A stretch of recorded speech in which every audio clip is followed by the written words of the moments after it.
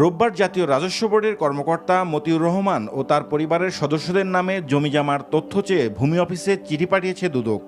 দেশের মূলধারার বিভিন্ন গণমাধ্যমে মতিউর রহমান ও তার পরিবারের সদস্যদের নামে থাকা বিপুল সম্পদের তথ্য বেরিয়ে আসে।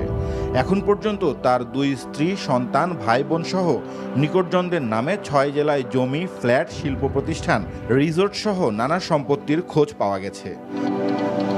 আলোচিত এই কর্মকর্তা ও তার স্বজনদের নামে থাকা এখন পর্যন্ত 65 বিঘা জমি, 8টি ফ্ল্যাট, 2টি রিসোর্ট ও পিকনিক স্পট এবং 2টি শিল্প প্রতিষ্ঠানের তথ্য পাওয়া গেছে। এর মধ্যে সবচেয়ে বেশি সম্পত্তি তার প্রথম স্ত্রী লায়লা কানিজের নামে। তার নামে প্রায় 28 বিঘা জমি ও 5টি ফ্ল্যাট রয়েছে। এর মধ্যে ঢাকার মিরপুরে একটি ভবনেই রয়েছে 4টি ফ্ল্যাট। কলেজ শিক্ষক লায়লা কানিজ বর্তমানে নরসিংদীর রায়পুরা উপজেলা পরিষদের চেয়ারম্যান এবং জেলা আওয়ামী লীগের ত্রাণ ও সমাজ কল্যাণ বিষয়ক